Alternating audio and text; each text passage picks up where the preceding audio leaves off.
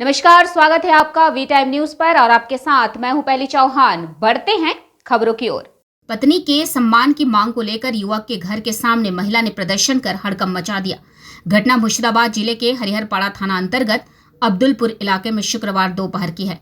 स्थानीय सूत्रों के अनुसार महिला का घर रामकृष्णपुर टेकोना इलाके में है। उसने आरोप लगाया कि अब्दुलपुर निवासी युवक ने करीब 3 साल पहले उससे शादी की थी। शादी के बाद वे रामकृष्णपुर में किराए के मकान में पति पत्नी की तरह रहते थे। हालांकि महिला ने आरोप लगाया कि युवक पिछले कुछ हफ्तों से उससे किसी भी तरह से संपर्क में नहीं है। वह उसके फोन का जवाब नहीं देता और यहाँ तक कि उससे मिलने से भी इनकार कर देता है। ऐसे में न्याय और पत्नी के सम्मान की उम्मीद में महिला शुक्रवार दोपहर सीधे अब्दुलपुर स्थित युवक के घर पहुंची और धरने पर बैठ गई। वह अपने विरोध पर अड़ी रही। इस घटना पर युवक की ओर से अभी तक कोई प्रतिक्रिया नहीं आई है। हालांकि संकेत है कि महिला कानूनी कार्रवाई कर सकती है। কি হয়েছে বলতে ও আমাকে রিপন মানে সাব্বির ভালো নাম। তো ও আমাকে বিয়ে করেছে 3 বছর আগে, ঠিক আছে? 3 বছর আগে বিয়ে করেছে। ও আমাকে কোথাও কোথাও রেখেছে, ঘর ভাড়াতে রেখেছে, মানে রামকৃষ্ণপুরে একটা ঘর আছে, ঘর ভাড়াতে রেখেছে, ঠিক আছে? তো আমি ওকে বলি যে আমাকে বাড়িতে নিয়ে যাচ্ছ না কেন, বাড়িতে কেন জানাচ্ছ না?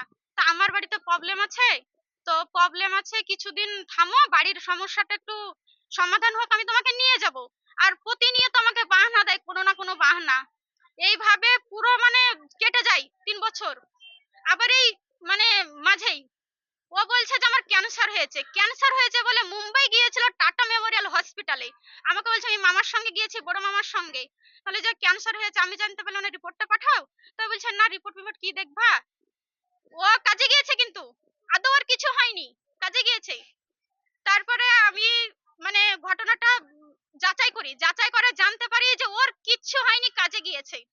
তবু আমি কিছু না বলে 3 মাস আমি চুপচাপ ছিলাম। জানুয়ারি মাসের 25 তারিখে কাজে গিয়েছে, এসছে মে মাসের 3 তারিখে। 3 তারিখ এসছে, তবু আমাকে জানায়নি। আমি কোনোভাবে না কোনোভাবে জানতে পেরেছি। তো আমি বললাম যে কি ব্যাপার, তুমি বাড়ি এসছো, আমাকে বলনি? তা হ্যাঁ, হঠাৎ করে চলে এসেছি, আব্বা গেছিল আর রাজা গেছিল। রাজা বলে এখানে একটা ছেলে আছে, শরীফুল কাকার ছেলে তাই বলে। তো রাজা গিয়েছে, রাজা আর আব্বা গিয়েছে, ওইখান থেকে আসছে, ওই জন্য আমি তোমাকে ফোন করতে পারিনি, কিছু বলতে পারিনি। তো ভালো কথা, তাহলে কালকে এসো।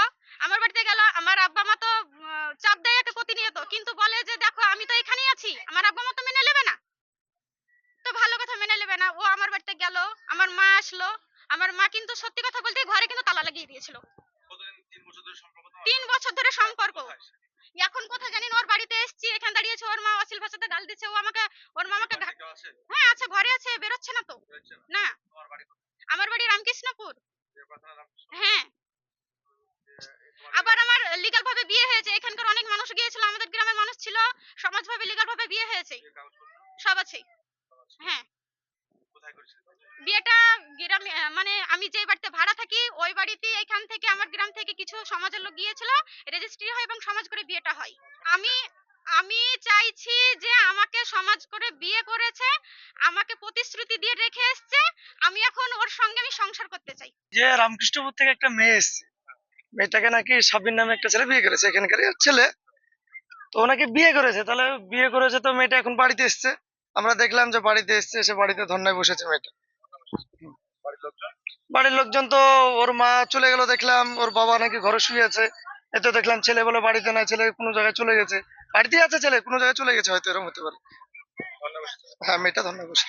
হ্যাঁ, জমায়েত হয়েছে, তো আসবে লোক, এটাই স্বাভাবিক।